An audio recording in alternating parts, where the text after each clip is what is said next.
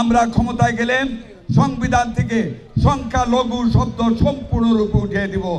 আমরা কোনো জাতি ধর্ম বর্ণ গোষ্ঠীতে বিশ্বাস করি না।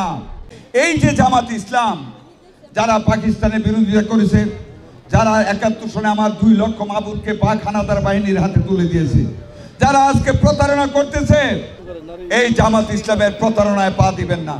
আপনারা শুনছেন চরমুনাইর ভাষণটা সে শোনাইতে চেষ্টা করছিল জিয়ন। এই চরমুনাই ১ বছর আগে বলেছে কমিউনিস্ট পার্টি যদি ক্ষমতায় যায় ইসলাম ধর্ম টিকবে, জামাত ইসলাম গেলে ইসলাম ধর্ম থাকবে না। আর এখন আবার জামাতের সাথে সখ্যতা করেছে। এই হলো দ্বিচারিতা। এইগুলি থেকে এই জাতিকে রক্ষা করতে হবে। বোনেরা আমার, আপনাদেরকে সাংঘাতিক খেয়াল রাখতে হবে। এই সহজ সরল মহিলাগুলিকে বিভ্রান্ত করার জন্য জামাত ঘরে ঘরে যায়। জামাত ইসলাম সিরাজগঞ্জের জেনারেল সেক্রেটারি জাহিদুল হক উনি কি বলেছে জানেন? সাথে সাথে নাউজুবিল্লাহ বলবেন। আওয়ামী লীগের যেই সব নেতা বিদেশে পলায়ে গেছে, যারা পলায়ে গেছে তাদের রেখে যাওয়া স্ত্রীদের উপর নাকি জামাতের হক আছে। নাউজুবিল্লাহ বলেন।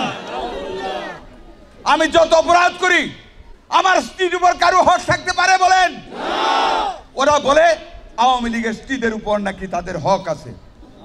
এই জুলুমবাজ, এই প্রতারক, এই স্বাধীনতার চিহ্নিত শত্রুদের কাছ থেকে আপনাদের সাবধান থাকতে হবে। দিনকে বাঁচাতে হবে, ইসলামকে বাঁচাতে হবে। তাই আমি যে বলে শুরু করেছিলাম, আমি আমার ইমানি দায়িত্ব পালন করে আমার প্রভুকে খুশি করেছি। দিনের পথ থেকে যেন আপনাদেরকে জামাত ইসলাম প্রতারণা করে শিরকের দিকে যেন না নিয়ে যায়। শিরক মানে আল্লাহর সৃষ্টিকে ঘৃণা করা, শিরক মানে কাউকে আল্লাহর সমকক্ষ করা, শিরক মানে আল্লাহর অহংকারকে আপনারা আমার ভিতরে নিয়ে আসা। ওই যে ভোটটা দিলে বেহেশতে যাবেন, তার মানে ওই ভোটটাকে আল্লাহর সমকক্ষ করে ফেলেছে। এইগুলি নাফরমানি কথা। এইগুলি থেকে আপনাদেরকে দূরে থাকতে হবে। আমরা যদি ক্ষমতায় চাই, আমাদের নেতা তারেক রহমান, আমরা কোনো জাতি ধর্ম বর্ণ গোষ্ঠীতে বিশ্বাস করি না। আমরা ক্ষমতায় গেলে সংবিধান থেকে সংখ্যালঘু শব্দ সম্পূর্ণরূপে উঠিয়ে দিব। হিন্দু মুসলমান বৌদ্ধ খ্রিস্টান বাই বাই।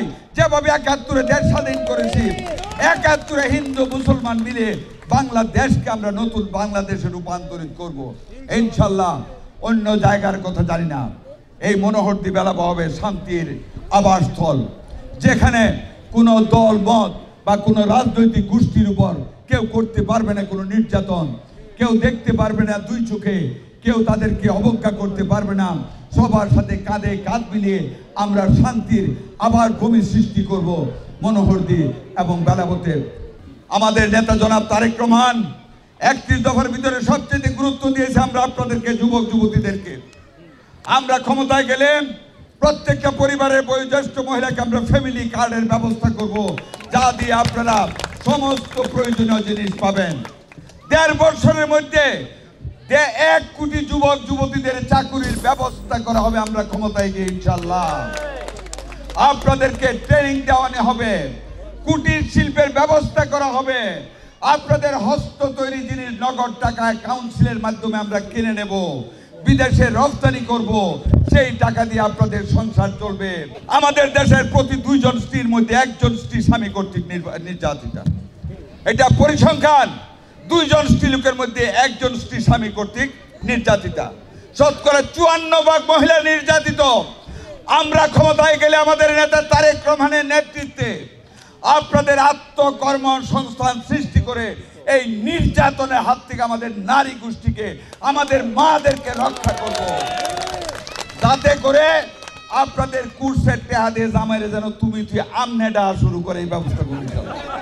আমি শুধু একটা ওয়াদা করে যাই, আল্লাহ যদি আমাকে এমপি করেন, এই সমাজ থেকে যদি সকল দুর্নীতিমূলক কাজ যদি আমি নস্যাৎ না করতে পারি, আমি সাখাওয়াত হোসেন বকুল এমপিগিরি থেকে রিজাইন দিয়ে চলে যাব। আমি যদি সামাজিক বিচারে আপনাদের মুখে হাসি না ফুটাতে পারি, আমার এই চেহারা কোনোদিন আপনাদের সামনে দেখাবো না। আজকে আমাকে যেই বকুল দেখতেছেন, রেজাল্ট হওয়ার পরে যদি পাস করি এই বকুল দেখবেন না। যদি কোনো দলের নেতা কর্মী কোনো অন্যায় করে, আমার দ্বারে কাছে তাদের আসার সাহস হবে না। ওয়াদা করে এবং ওয়াদা করে যায়, রাতের আধারে সম্রাট বাবরের মতন ঘুরে সকল নেশাখুরকে মনোহরদীপ বেনাবো থেকে তাড়িয়ে দেবো ইনশাল্লাহ। আমি যদি কোনো বদনামের কাজ অতীতে না করে থাকি, আমি যদি আপনাদের পরীক্ষিত কামলা হয়ে থাকি, আমি যদি আপনাদের পাট খেত ঠিক মতো নিড়ানি দিয়ে থাকি, আগামী ফেব্রুয়ারি মাসের নির্বাচন ইনশাল্লাহ আমার দল আপনাদের জনপ্রিয়তার কারণে আমি আশা করি আল্লাহর রহমতে আমার নেতা জনাব তারেক রহমান আমাকে মনোনয়ন দিবেন। আপনারা কি আমাকে ভোটটা দিবেন বোনেরা? হাত তুলে, দুই হাত তুলে বলুন আলহামদুলিল্লাহ। আল্লাহ তুমি দেখেছো তোমার বান্দিরা আমার প্রতি সমর্থন জানিয়েছে। এ আল্লাহ তুমি তাদের এই হাতকে কবুল আর মঞ্জুর করে নাও, এই হাতে যেন আমাকে ভোট দিতে পারেন।